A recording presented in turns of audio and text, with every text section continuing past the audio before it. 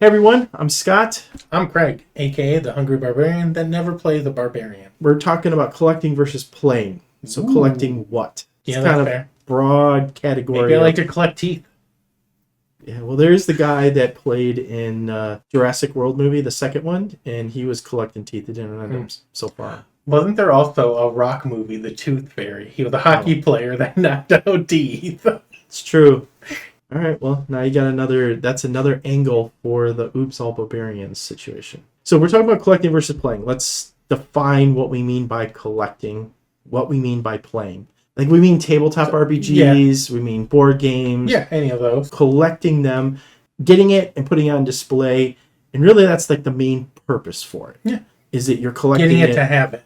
So statues, I think, are a perfect example of this. Playing is models or getting a board game or whatever it might be, and you're playing a game with it. Simple enough, right? I think most people live in both worlds. Are you collecting like a whole bunch of like miniatures, like people like to collect anime figures. They do. And do it. Not my jam. I think I dipped into that world for a hot minute, seen it, got scared, ran away. For me, it's a space issue. Yes, that's true too. Considering the one side of this, collecting is the heart of the hobby. Like with that in mind, you got a focus of collecting. What are the good things about it? What are the bad things about it? What kinds of things will people collect? I think of it as almost like the Pokemon tagline, you gotta catch them all. Oh. You need everything. I need it all. It's like GW's bread and butter. Get it while you can, because if you don't, you're never going to see it again. That's true. And they do live up to that in a lot of cases. They push the FOMO or the fear of missing out. Yes. So I think that's one reason. Also, it's just fun to collect weird, funky things. Sure. I know a guy that collects weird, antique, creepy dolls. I'm like, I love that for you, but no, I'd never in a million years. Yeah, you're good. That's how your soul gets stolen in the middle of the night. That's right. It's watch a movie every now and then. I think collecting has a lot of value if you're trying to get them all. I know that we play Warhammer. When I first started, I had a desire to get one of every type of Space Marine model. Really, that was there, and then it quickly expanded to everything else. The problem with that, and I would say a downside of collecting, is depending how far you go down that hole. Is it just you collect it and you casually get stuff and it's fun, or the extreme where you have to get every version? So let's use comic books, for example. I was just going to go that route. Comic books, yep. So a lot of times... every variant cover that ever comes out. Yes. Because you never know which one's going to be worth a lot. You don't. And maybe you just collect it because you want to have all of them. So I had a friend that loved Batman. Like absolutely loved Batman. He had like everything from like issue like 60 or something, like Detective Comics number 60. Pretty much anything that was like $100 or less, he had. And he had been collecting for years and years. But he had all the variant covers for every single one too. And one of the things that I thought was interesting, it explained to me, is that the comic book stores, if they order, and this is an example, but say they order like 25 of a particular issue, then they might get one variant cover. Yeah. And then if they order 50, they get another variant cover, or they get whatever. X amount, you get X amount of the variants. Exactly. And they'll be very targeted in who they sell that to or what they do with it. And so he would go through but be on the top of the list because he would spend hundreds of dollars every week, I'm sure. Probably more. So they would, sell that to him. They'd put one aside for him. Exactly. So that like fear of missing out, and I don't even know if that's qualified, but being able to like go that extra mile to find it, there's a joy to trying. Oh, there's a massive dopamine hit. Oh yeah. As an ADHD child, yes, I need that dopamine hit. Yep. Like when I find that cool die I've been looking for, bam, it just hits that sweet spot. That's right. And then I gotta go home and make it. So some of the things that we collect here, let's just talk about that.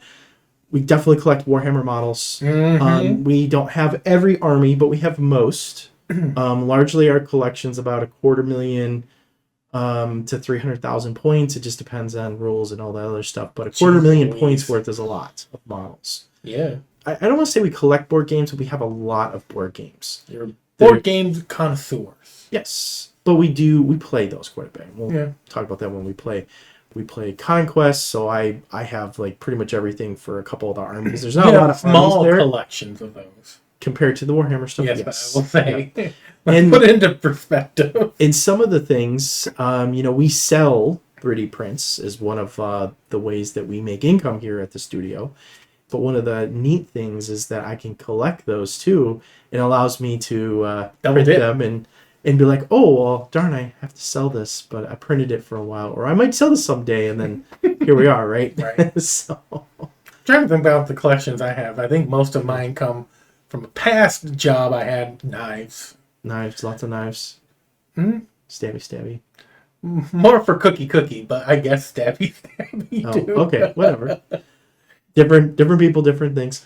I think models, games, artwork on games can be very, very pretty, very cool. You could collect. You could Some of those collect video things. game posters that they used to give you.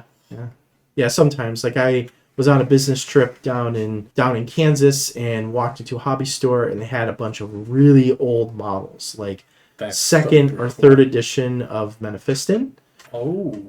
And so you had this like little tiny like resin print, and they had a metal print of Manifestin. It was $20. I'm like, And you can't find the metal prints anymore. yeah, there's very few models that have those.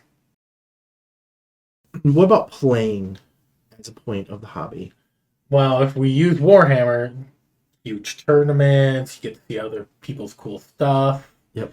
Meet some cool people. We've met a lot of cool people through tournaments and whatnot. So that's a good point for playing.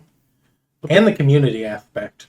A lot of times models are designed to be used, so you're meant to. Like the people that just keep them in the box and they're like, no, they're meant to be played with. Yeah, you can make pew pew noises with them and stuff. But playing like Warhammer, for example, is really good for putting your army together, but playing it and taking it to a tournament and doing stuff. Any type of tabletop RPG like D&D is a really good one. You might have miniatures or props or figures that you're using to be able to play. Monsters are always the best ones. Yes. Nothing like cool monsters to make a table go, ooh, and then go, oh man, it's going to kill us.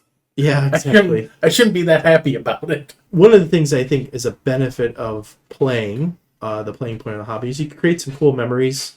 I still remember like the first tournament that I went to. I still remember some really memorable moments during tournaments. I can remember playing board games and having like some silly moments that came out of those, or definitely a bazillion different fun memories of playing D&D. Oh yes. Back in the day to now and everything in between. My favorite game memory is when I used to go to a place in Indianapolis and they had like donuts it had like food that you could order. And I think my daughter was like, she had to have been 8 or 9 to go eat a powdered donut and like sneezed. Just flew. It looked like snow had been all over the table and off the window. Oh, jeez. She actually brought it up just yesterday. Like, you remember that place when I sneezed and powdered sugar was all over the place? Yes, I do. Yeah. And I think the other part of it is playing gives you direction for collecting. I'll use Warhammer again. That's probably the biggest collection. If you're focusing on a particular army, then you might have different models. That does, that makes sense. It gives you a direction and a purpose for your collection. Yeah. Sometimes the rules, I think, add meaning to the models and the things that you have. So you're just not collecting a statue or a figure to sit there, but like the rules or what's going on means a lot more to the model. And again, I feel like that's very true with Warhammer because the rules can change dramatically for different models. The middle ground of these, because I think that's the real world we live in. So collecting gives you the emotional investment, but really playing gives you stories and memories that you can do. So putting those two things together, you get the whole package. Yeah, 40K I think is a really neat example because you can trying to get that army, trying to make that happen. And I would say this isn't quite exactly on topic, but right behind me I have this Tyranid army that I did, and it took me, I don't know, 6 months or more, and I modified every one to be some type of sea creature. Where, I had like gene stealers that were sharks and gargoyles as mantas, and because they're jawsome. Yes, and anybody that remembers Street Sharks, give me a jawsome in the comments below. because kids nowadays don't understand it. They don't. And it really irritates me. There's a couple people that were not the same age as us, and I played in a tournament, and I said Joss them a couple times. Like, I know, I get that reference. I'm like, yeah, and then the people that were our age and did not get that reference, I was like, what did you do with your life? yeah. Were you a feral outside kid all the time? Yeah. Were you never That allowed was in like the house? premium TV for a while, where you didn't have a choice what was on. You watch Nope. what you watch, Mm-hmm. or you don't. Yeah. You go outside and play with sticks, or you watch whatever shows on Saturday morning cartoons. Yes, and when there's sharks that are extreme, why aren't you watching that? That's right. It was either that, or Biker Mice from Mars, or Ninja Turtles. Yep. All of the above. You know what I mean? Gargoyles. Oh, that's even better. They're Remember all that, the talking same. about games, remember that stupid Gargoyles game? Yes. I hated that game. That game. Good. That was actually a very interesting game because you had to play the video. And then play the game, and that was... And then there was a video that happened during the game, too. Yep. Because it time synced and everything. It was ridiculous. That was pretty clever, though, because I don't know For a lot that of time, people no. did that. Mm-mm. I mean, they do stuff like that all the time. It's like, oh, use our little app on the phone, and away you But go. this was way before phones. This was back on VHS. Oh, yeah. And if you're Pop it watching in and don't know what a VHS is, It's not that long ago, people. no. But also, you used to have to record it. It wasn't like movies nowadays. Mm-hmm. You had to rewind it all the way. Yeah, rewind to be kind. Or be kind, rewind. Yeah. Sorry, got it Otherwise, mixed up. they would charge you. We'll talk about collecting. Remember you and all the Dragon Ball Z episodes. Oh, yeah. And then you did one better because so much of the tape was commercials. You edited out the commercials. I did. That was a lot of effort. Multiple VCRs. But also, it Nintendo. was pretty enjoyable, the final product. Yeah, because you just watch it straight through. Mhm. Well, that's when you find out that the episodes are only like 20 minutes long, if that. So the second point I have here is playing motivates painting. Uh-huh. Collecting motivates playing. Oh, okay. So yeah, it is a Yeah. circle. It's It like is the a circle. reduce, reuse, recycle circle. Except it's play, paint, collect. Yeah. Play, paint, collect. Yeah. There you go. Cycle of triangle of fun. You know what it was? I was going to our local game store, Mhm. and that is like the logo that they have on the front. You know, a new event, and this is definitely true for us, but a new event will push us to paint models. I almost think the only way we paint models is right before an event. Mhm. And we've talked Or a about D&D that. session.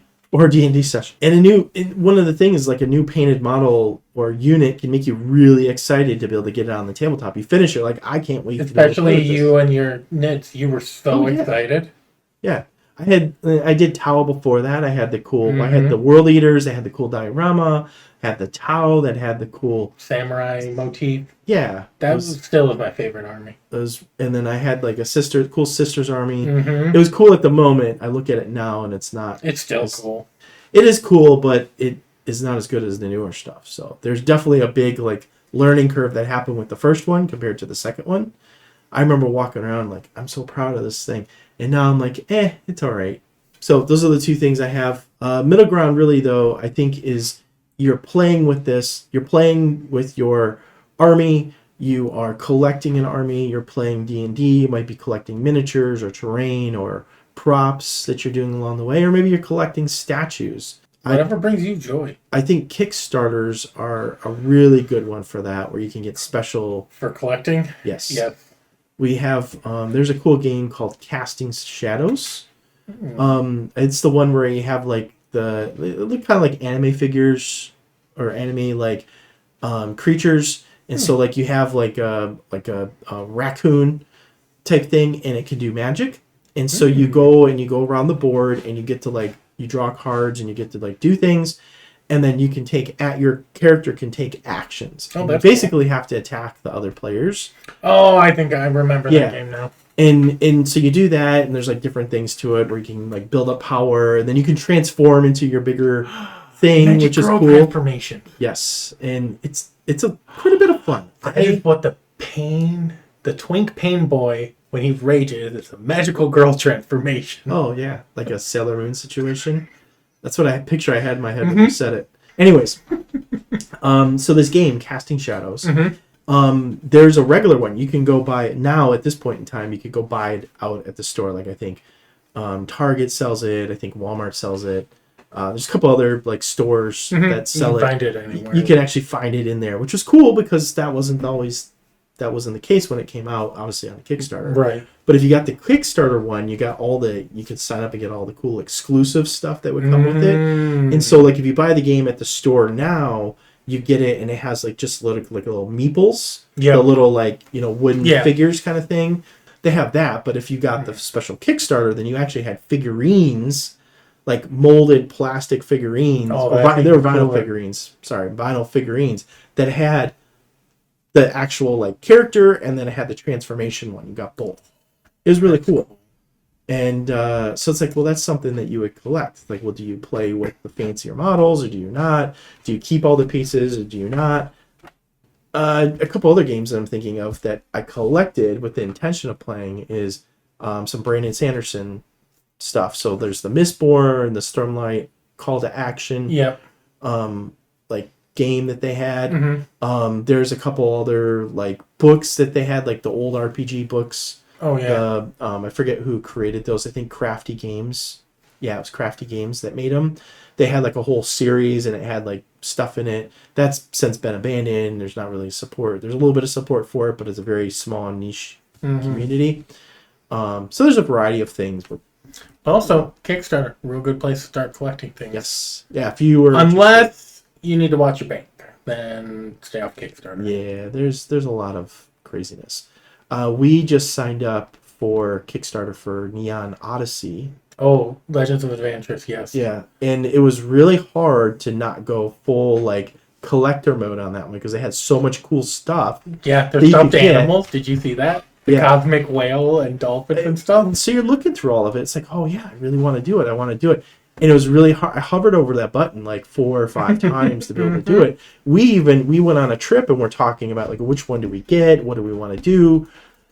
It's hard because you're like, well, what do I want to collect? And am I really going to use it? Do I have room for it? Is it going to? It matters now. Is it going to matter later? And these are all things that you got to consider on what you're doing. And kind of with that in mind, you want to imagine what I put together? A special Emperor's List. I did. Are you a collector or a player or both? Ooh. So there's 3 sections. No idea how many points. Whatever. You can count them as we go, but I didn't count them ahead of time. They're more of check. Do I have to take off my shoes to get to 12? I don't think so. Okay, good. This is a checklist for if you are a collector, a player, or both. You are a collector when point number 1. You enjoy building, painting, converting, or displaying models more than playing the game. No check for Barbarian. Number 2. You buy models because they look cool, not because they're strong in their current rules. Yeah, that's definitely me. Yeah. That's how we have a Nagish. That's how we have half of the Warhammer models that we have. Number 3, you like creating themed armies, dioramas, display boards, or custom lore. Big old check for you. That's a big old check for me. Number 4, you do not have regular time, energy, or access to games. All right, so number 5, you are okay with models sitting on a shelf and still feeling it's worth it. Big old check for me. That is, I think, one of the most important parts because sometimes you don't feel like you're getting your money's worth out of it if you don't do something with it. Oh, you mean like Tia Mommy? Yes. Who I spent $11 billion on, and she's still sitting there? How many times have we played with her? Maybe twice. Okay, that does not... Yeah, we need another 398 times.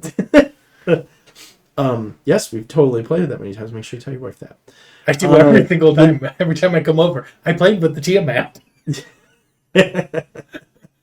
Doing like a thing where you take it with you and you can like, you could be like sitting with it and you could make it look like you're telling jokes with it. You could laugh. You could be like petting it. Taking it for a walk outside. Yeah. You could put like a leash on it and it's like, come on, let's go. And then like, there's plenty of clever ways that we could do that. And send it to my wife. And I could do it in the background. Like I can make funny noises, like rawr noises or something. I don't know. Proof of life pictures of me and Tiamat. Yeah, that'd be pretty funny. So that might be a future us thing. I have no idea. I think we're on number 6. Yeah. So let's go with that. You want your hobby to survive rules changes, points, updates, and meta shifts. 1,000 bazillion % yes. Because if you were to Warhammer, I know we've referred to that quite a bit, but I've invested a lot of time, money, energy, and mental thought into it. But there are models that we got 6, 7, 8, 9, 10 years ago, and they are complete dung right now. And then there's models that just came out like a week ago, and they're awesome, and they're really cool. And then, a couple days later, they got nerfed because they were too powerful, and now they're not worth it anymore. So you kind of have to take that perspective. Mm-hmm. So a major check on the box for me. Double check. 7, you are more excited opening, assembling, or painting a model than list building with it. Yes, for me. I mean, it's kind of a reiteration of other things, but Nagish is a good one for that. Mm-hmm. So the mindset of this is buy what inspires you, but set limits so collecting does not become stress, or maybe impact your wallet too much. Have a sibling that will let you use their money. That's right. That's a sugar brother, if you will. It's an interesting concept, but yes. So let's go over to when you choose playing. Choose playing when. Okay. Right? Mm-hmm. All right. You feel most excited when models are actually on the table. Check for me. Not most excited, but I am excited when that happens. You want your purchases to have clear purpose in a list or army. Yeah, I could care less. And that was iffy. I want cool, fun stuff. Yeah. Impulse purchase. I think that just comes down to how competitive are you. You enjoy learning rules, test strategies, and improving over time. Check the box on that one. I do. I like it when math makes math. Thank you, Trench Crusade. Check the box on that one. You want the social side of the hobby, casual nights, campaigns, yes, leagues, or tournaments. Sure. Yeah, I can Mostly. take that. Yeah. I don't do tournaments, but sure. You get motivated to paint when there's an upcoming game or event. Not me, but also I don't like painting. I do it to help out, to lessen other people's stress. I think if you change the word motivated to stress the F out, then yeah, definitely. Well, you are motivated. You're motivated by stress. That's true, but I'm just saying that there definitely needs to be an adjective to the word motivated. I don't know what that is. You would rather own fewer models that you use regularly. Meaning, you got a few models that you're using all the time rather than having... Yeah, I feel like, especially because I'm more into the D&D side, I would say yeah. Here's the next one. You care more about creating game memories than filling a display shelf. Yes. Yeah, I think so. That's my whole jam. Okay. So the mindset with this is you build towards games, but don't let the rules efficiency kill your love for the models. Yeah, 100%. I like cool things. I'll change the rules just to make them cooler. Let's do both. So what if you're in both categories? This is pretty much going to be a mashup between the other two. But I'm going to do my best to go super quick with this one. Okay. Number 1, you buy models because they look cool and imagine how they'll play. Yep. 2, you like the army that tells a story on display and on the table. Yes. Yes, dioramas, baby. You paint more when you have a game coming up. Oh, yeah, yes. Definitely both. You play more when you're excited about the newest painted unit. Yeah. Until I actually play it, and it's the new model rule, which means you're going to roll crap for it. Sometimes you collect during busy seasons and play more when life opens up. I like that. That is maybe the I need that on my t-shirt. Yes. I'll say it again. You sometimes collect during busy seasons and play more when life opens up. Yeah, I think that's how we do around here. You want the army to look good, feel personal, and still functional in the game. Yeah. I think that's just a summary of everything we're talking about. Yeah. I have a secret checklist. Oh, God. Warning signs. These warning signs will make sense once I go through it. Of when you are an extremist, really, is what this comes down to. Oh, gosh. So here's warning sign number 1. Collecting makes you feel guilty instead of excited. Oh, yeah. That's probably a sign that you've maybe spent too much money or time doing what the things are. Number 2, you keep buying models because of fear of missing out. That's very difficult because FOMO, as they call it, as the cool kids call it, is a very real thing, and unfortunately it is a hard selling tactic for a lot of things. Games Workshop's business model is based on FOMO. They purposely underproduce and overmarket to choose you. I know I'm going on an anti-GW thing. I do like GW's models, but they are definitely a FOMO-based company. Yeah. If you don't get it now, you said in the beginning, if you don't get it now, you're not getting it later. Or you're going to pay an arm and a leg with it later. And they don't care. Nope. Because they can predict their product and revenue stream. That's supply and demand. That's right. You control it, then you got it. So you keep buying models because of fear of missing out. And that's a hard one to shake. I would say I'm a recovering FOMO addict myself, which is why I haven't really bought any Warhammer models in the past couple of years. Literally, if I'm buying Warhammer, I put myself in a couple-day cooldown. Do I need it? Do I have to have it? What am I going to do with it? What am I going to do with it? Is it required? Is it necessary? Is there other ways that I can do this? And more times than not, I say, oh, I don't really need it. If that's the world you're in, that FOMO, you got a problem. And it kind of goes to number 3, which is you chase the meta so hard, you stop liking your army. That is definitely could be the case. That makes me sad. It's the kind of half of the NIDs. They got punched in the Carapace bug junk so many times that they just weren't. You go in and you play in a tournament and they just don't feel good because they couldn't do what you needed them to do. That's really sad. So it sucked, especially when you spend a whole year playing them. So you have to take the mindset, or a whole year like building them and making them, and you have to think, well, is this worth it? Is it worth it? Is it worth it to play the game? Is it worth it to want to try to be the best, or are you just going so you can show them off and play the game? So you have to take that mindset. And so when that first happened, I took them and I didn't like it. And then when I did it again, went to another tournament, I'm like, I don't really care. I don't care if I lose all my games. I want to play. I want to see my bugs do cool things, munch on some people, and show them off. Yeah, and I want to be able to yell Jossum at least once. Exactly. So just totally did it. You refuse to play because everything is not perfectly painted. That, I think, is one of the biggest things of the hobby. We talked in our last video, we talked about the 3-color rule, and that is a huge one, and I think a sign. Like, if you just... everything has to be perfectly painted before you can use it. Whatever. And if you feel that way, I'm sorry. Come talk to me, and I'll get you past that hurdle. I got a couple more of these. Okay. You only collect, but feel frustrated that nothing gets finished. Common way to say it is pile of shame or pile of potential, where you have a whole bunch of stuff stacked up, and then you... But you know how I felt that, bro? Have a hangout day with a bunch of friends. Hey, you want to come over? We'll watch some stupid movies and build some plastic. You judge other people for enjoying the hobby different than you do. That's an extremist view. Yes. Don't be that person. Please don't. If somebody wants to paint their stuff, fine. If somebody doesn't want to paint their stuff, fine. If somebody wants to proxy things, or they don't want the exact model, or they have a 3D print because that's the only way they can get access to it, let people be people. You don't like them, don't hang Other out with people are not in charge of your level of enjoyment. If you feel that way, it's on you. Don't put it on them. Exactly. I think the main thing is don't be a dick.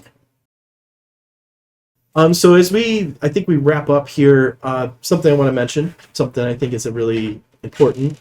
Ask yourself, will this make me more excited about the hobby or just add pressure?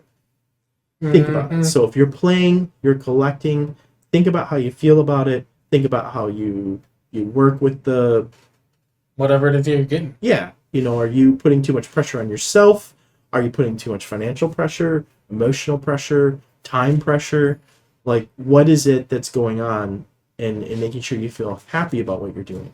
Yeah. And I think categorizing yourself, whether you are a player or a collector, helps you kind of sort those feelings out. It can. That's where I'm going with this. It's really helped me figure out my life a little bit through this journey that we just took. That's right. What kind of part.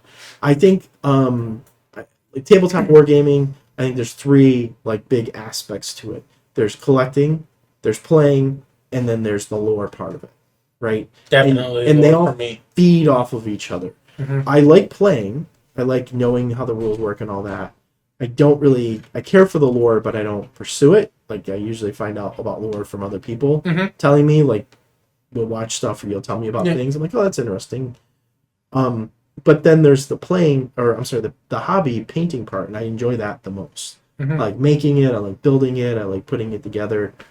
See, the two you like, I could give two craps about, and the one that you don't really care that much about is the one that's all my jam. Yeah, so that works out. It's kind of the same thing with Oh my Moxie god, as well. it really is. Looks and books. Books and books, maybe. An accounting firm coming to you soon. So one thing I also want to remind everybody of is if you have thoughts on whether you're a collector, whether you are a player, whether you're both, things you think we missed, put them down below in the comments. Yeah. And make sure you like and subscribe if you haven't already. Yes. Let us know what cool things are you collecting. Maybe you have a cool collection that you're building. Let us know. Or what cool games are you playing? Are you up for more games? Give us a reason to buy them. Oh yeah. I need to do a video of just the cool board games that we played and have. Just could do an easy video on that. Oh yeah. All day. But yeah, let us know down below. Well, I appreciate everybody hanging out. And until next time when we see you At the table. that's right. Num num num.